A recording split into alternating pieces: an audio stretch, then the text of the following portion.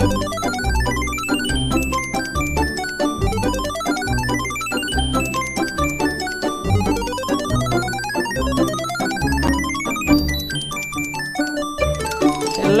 welcome back to Radio Taiwan International. You're listening to Geek Out. What's your cup of tea, tickles your fancy, or floats your boat? Join us as we share passions from people in Taiwan and around the world. I'm your host, Michelle Chang, and today in the studio we have Jaclynn Joyce. Say hello. Hi, Michelle. Hi, everybody. Thanks so much for having me here. Yeah, what are we geeking about? I can't even say it today. Man, I need more coffee. What are we geeking out about today? Would you like to geek out about Hawaii? I would love to geek out about Hawaii. That would be amazing. And that technically is not the proper pronunciation of it. Hawaii. Yes, Hawaii is But, even if I say Hawaii, people look at me very confused and I have to go, Hawaii. So I've found a middle ground kind of Hawaii. Okay. Hawaii. Yes, because you are from there. I am. Yay. Very lucky. Yes, please explain your background. Because, I mean... my family came in the 1880s. So they were OG plantation peeps. Wow. Most people don't realize that Hawaii has a plantation culture. And that's where we get our amazing diversity from the people who came on boats to work in the plantations. Well, most people are familiar with Dole Plantation because it is one of the huge touristy things to do if you go there. The first wave of plantation immigrants were actually Chinese, and they came in the early 1800s, but they were not allowed to bring family. Oh, wow. They were not allowed to bring wives. Racism, Yeah.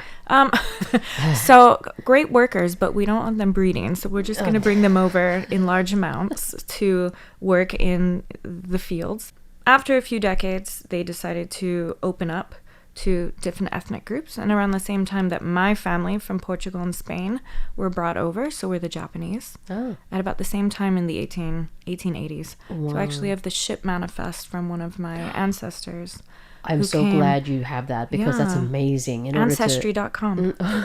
They might clone me, and I'm actually fine with it. Yeah. I did 23andMe as well. They get shut down, so they've definitely cloned me. Oh, okay. But I'm okay with it. Okay. I was able to find so much about my family.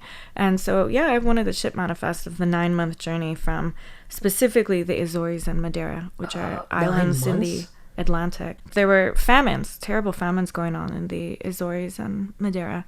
So was that the reason why your family left? The islands are beautiful. They look a lot like Hawaii, but they were told that they would have opportunities.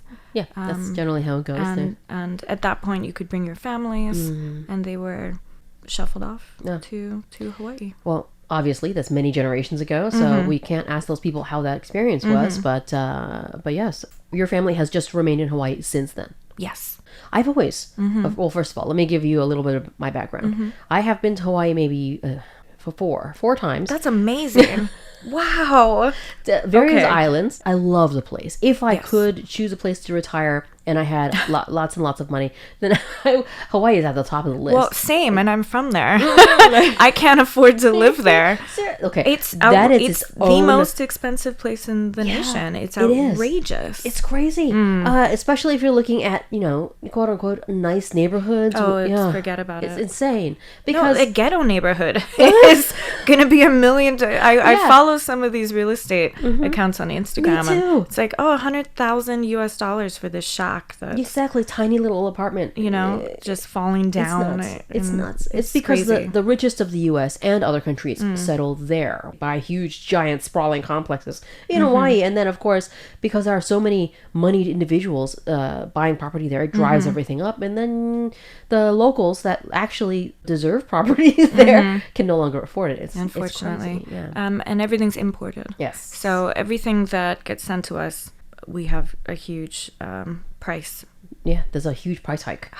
Because everything's imported. So, a loaf of bread might cost 300 NT. Actually, it does, because one of my friends just made a reel about it. Which is roughly $10 for our listeners who don't actually understand New Taiwan dollars. Oh, yeah. $10. $10 for a loaf of bread. It's really insane, and I would love to go back. And I'm from rural Hawaii. I'm not from the city. I'm from the Big Island. Oh, yeah. The island with volcanoes for everyone else. Technical name is the island of Hawaii, but if you say I'm from Hawaii and I'm from Hawaii, there's just too many Hawaiis. It's confusing. So it's the big island in vernacular to locals, and I'm from Hilo side. Ah, Hilo side. Nice. Agricultural. I've been to both Kona side and Hilo side. Amazing. Yeah. In order to compare and contrast. Yes, compare and contrast. And I'm not a resort person. I think they're sterile anywhere in the world. It looks the same because it's a resort. Yeah. So I prefer to Airbnb or stay at local housing anywhere I go. And I loved living in Hawaii. In just like little apartments, and then experiencing like local life, going to the markets and like cooking myself, and then also eating out, and it was meeting actual locals. Meeting actual locals. Yeah. And you would fit in Hawaii. I did. We have such a huge Asian population. My high school was predominantly Japanese, and when I say that, people get confused, but I mean like me, 5th generation or more, so people who have been there a long time. Yeah. But I grew up surrounded by every type of person really, but it's very Asian. There's a heavy population of people from Asian ethnicity backgrounds. It was funny because I also generally have a tan. So, right, any place I went, they were actually talking to me in pidgin, in local pidgin, and I would only out myself when I opened my mouth. You're like, yep. So, just shaka, It's just shaka everywhere. Just throw one. That's when you hold up the thumb and the pinky out. Yes, that's kind of like a, what does it mean? Like hang loose? A greeting. Hey, what's up? It's also thank you. Or, you know what? It's like the word aloha. It could have 100 different meanings. Yeah, but it's generally a positive. Yeah. So I envied the because we saw lots of kids. To be able to have that connection with the islands at such a young age, and the ocean especially, right? You grow up understanding the ocean far more than I did in some suburb in California. What was that like for you growing up there? Actually difficult. I appreciate Hawaii so much more as an adult. It has so much more value to me. The beauty, the quiet, the nature, the community. As a kid and as a young adult, I wanted to not be somewhere so quiet and isolated. True. And I grew up in a jungle, and I'm from rural Hawaii. People are quite poor. They're quite impoverished. I had friends who didn't have functional bathrooms with running water, who came to school without shoes. That's still something that happens. I think it can be difficult as a kid growing up in that environment and wanting to experience more, wanting to see the world, wanting to not be someplace that was so quiet. Right. Well, now I've done it. Yeah. And now I'm like, I wish I was a millionaire so I could go back and live there. Now I'm obsessed. I'm so grateful to be from Hawaii, and it's so unique and it's so incredible, and to have such a rich history with my family. Yeah, such a unique and rich history. Yeah, I was looking at the kids in Hawaii with an adult lens, and that is very true. The point that you make, where we have lived outside of Hawaii, and then looking at then the possibility of moving back, it would require buckets of money in order to live the way that we would want to. Is that the way to put it? To live without a lot of struggle. Yeah. I was lucky, or not lucky, I guess smart, in that a few years ago in the subdivision where my parents' house is, I bought parcels of land. Excellent. Just to hold on to. But, I've considered building on that land, and it's just, well, now obviously that's not a good idea with interest rates and with everything. But just the idea of moving back, the cost of living is so astronomical. Yeah. So it's heartbreaking. It's really heartbreaking. But as a kid, I think not having siblings and being in a place that's so isolated and quiet and country, I was just so desperate to get out. But now I'm older and I'm desperate to go back. And I guess that's really how, for a lot of country people, people who come from very rural areas, I think a lot of us feel that way. Yeah, true. Anywhere in the world, if you're coming from the quiet of the country, and then you experience what it is like to basically never have a quiet moment to yourself in a city, to want to go back to like the peace and the serenity. Yeah. Oh, it's so beautiful there. So you've been to 4 islands. No, 4 times. You've been 4 times. So Oahu, Kauai, Big Island. Okay. Yes, those 3. Okay. And favorite? They're so different. Oh, they're so different. I always tell people, if you go to Hawaii, you need to go to at least 2 different islands. Yes. Because they're actually all very different. Yes. And you're going to get a totally different vibe. Absolutely. And most people just go to Oahu, and Oahu is a lot of fun, but it's not representative of Hawaii. Yes, not at all. Waikiki, Honolulu, it's amazing, but it's not really Hawaii, not anymore. Yeah, that always puzzles me. A lot of people who've been to Hawaii say, oh, yes, I've been to Hawaii. And it's, where did you say? Of course, Oahu. Everyone at least like flies into it. And, but they really never left the Honolulu, Waikiki area. And yes, it's beautiful. And yes, it's convenient. It is a tropical city, I would say. It's kind of interesting in that way for tourists who've never been to that kind of place before. But Hawaii has so many more facets. So I very much rent a car, go North Shore, Haleiwa, drive all around the we Poly, toured the go entirety of every island that we've been to. Although in Kauai, it's really just one backwards C-shaped road. Oh no, Kauai is just one road. Kauai is just the one road, there's no. But it's stunning. It is stunning. Like the last time I was on Kauai was a few years ago, and it was breathtaking. Yeah. Stunning. We don't have that on the Big Island. We have other amazing things. Like I was there during Lunar New Year and seeing the volcano, which is in its 23rd eruption phase now, because it'll stop and go like every week. We woke up at 3 a.m. It wasn't going when I was there, which is a pity. Okay. Please explain what that might look like for our listeners who might want to. Giant flames of lava. That's amazing. It's what's so cool is my stepmom and my good friend Steven, it was the morning after I landed after a 26-hour journey, because you have to go from Taipei to somewhere else, and then Oahu, and then an inter-island flight.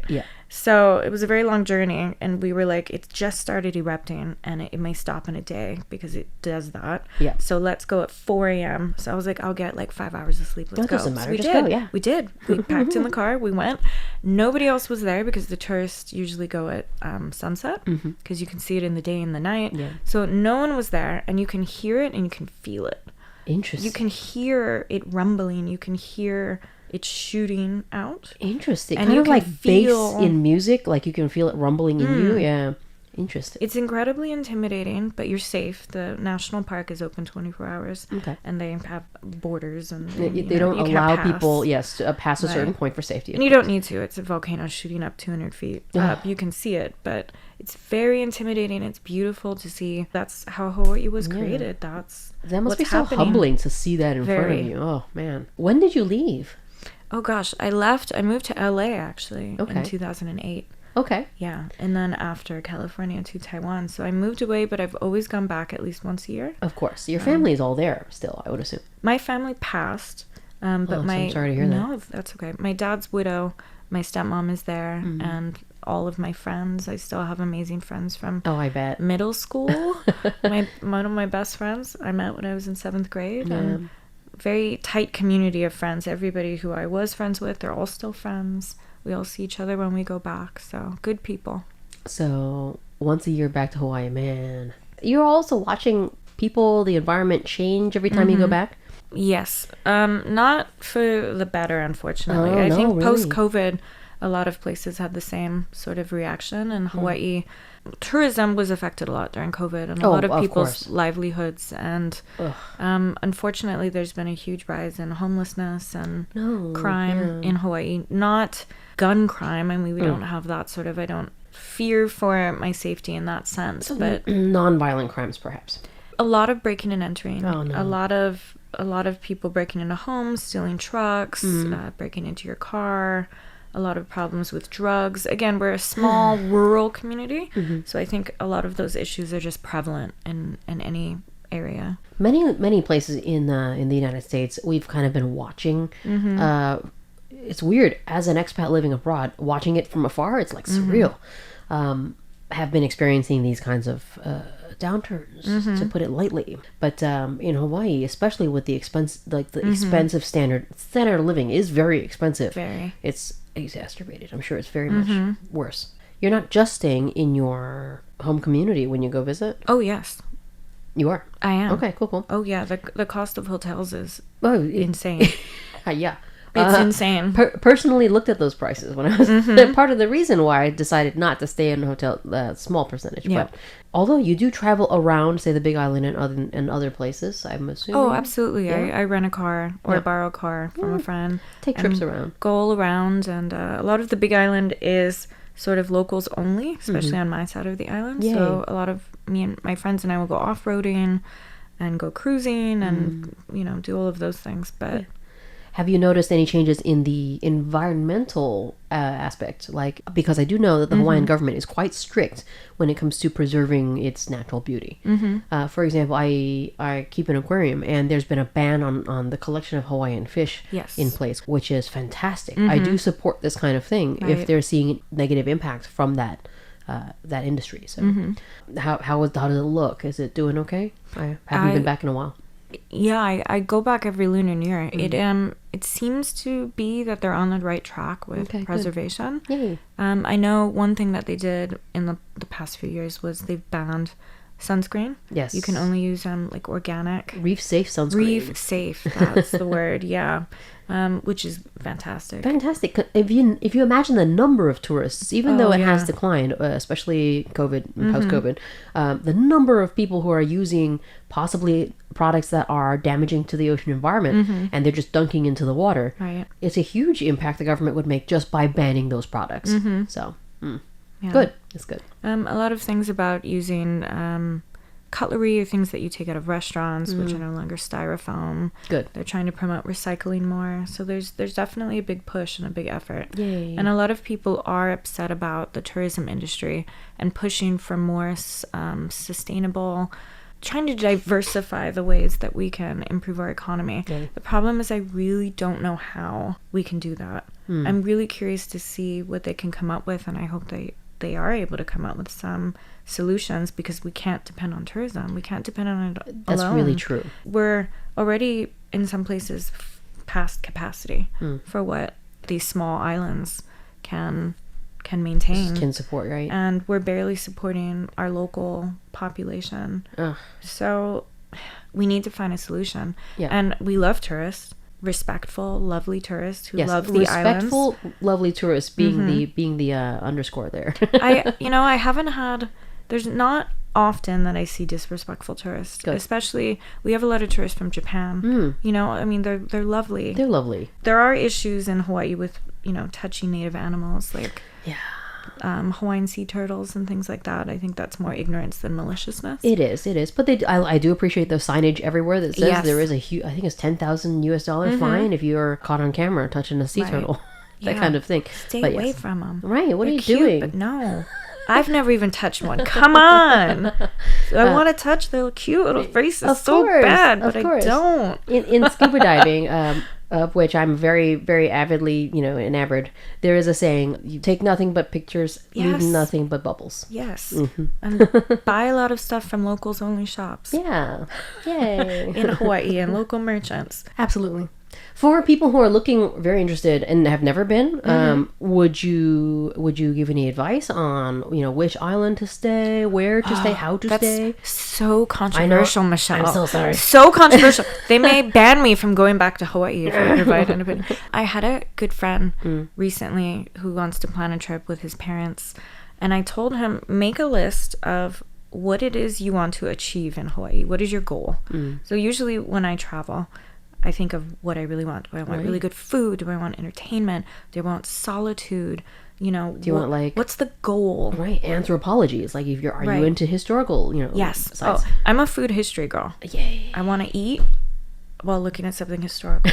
Yay. I want to eat carbs looking at an ancient monument. That's Perfect. the dream. But I always tell my friends, every island's kind of different, and you really need to visit two to get sort of an accurate idea. It's not that expensive to fly inter-island.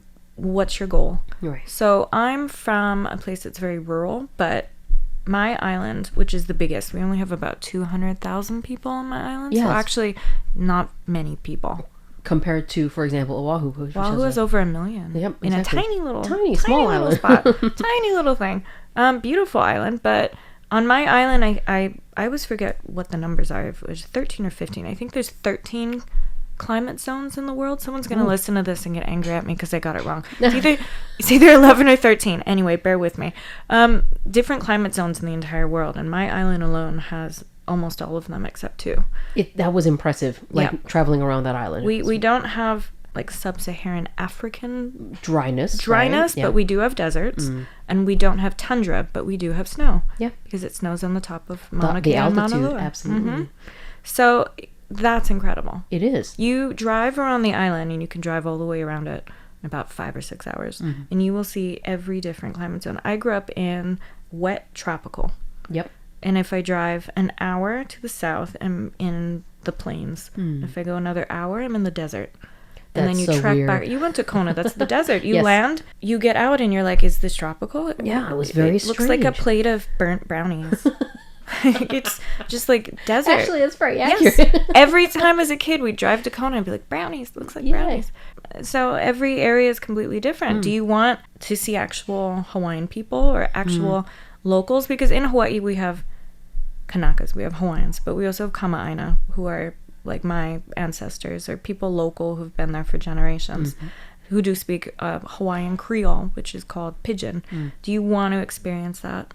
Or do you want, and it's totally okay if you don't want to, or do you want to go to Honolulu and have like excellent 5-star restaurants? You can do that as well. You know, amazing nightlife and nightclubs. There is not one nightclub on my island. Do you want, you know, or do you want solitude and head to Kauai? Probably the best. Nature, maybe just hiking. I mean, I would say Maui, but honestly, after Lahaina burned down, it's too heartbreaking to me. Yeah, that was so sad to watch. On we, like I said, no rebuilding yet. Living outside of it, there's no rebuilding the original. Nope. No, absolutely. Well, no, there's been no rebuilding. Oh, they're not. There isn't even any rebuilding yet. A lot of these displaced families are still living in hotels on the government dime because they haven't figured out. There's no plan.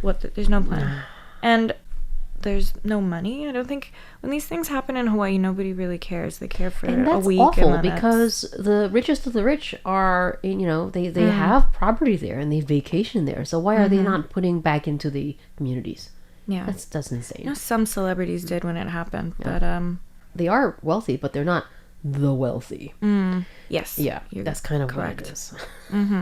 Well, Oprah was there. She's pretty wealthy. But they can only do so much. It's not really their responsibility. But we are a state.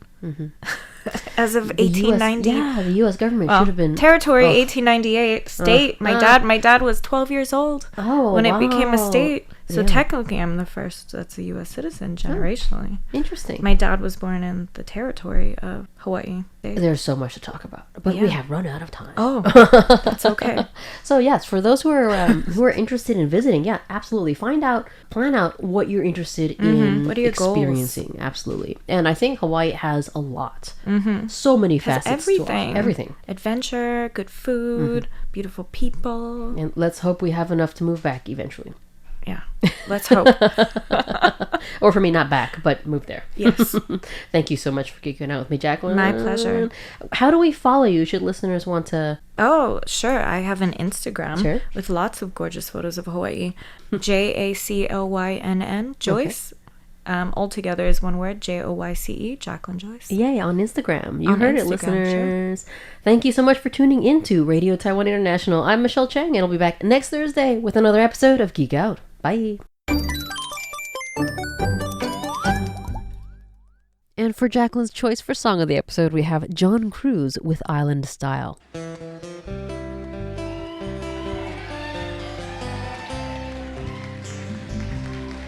On the island, we do it island style. From the mountain to the ocean, from the river to the riverside. On the island, we do it island style. From the mountain to the ocean, from the river to the riverside. Mama in our kitchen cooking dinner real nice. Beef stew on our stove, no mess and time. We eat and drink and we sing all day. Connect up in Hawaiian way on the island. We do it island style. From the mountain to the ocean, from the river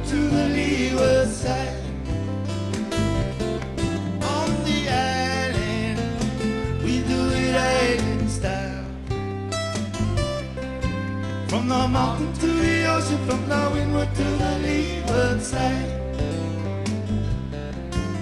We go grandma house on the weekend clean.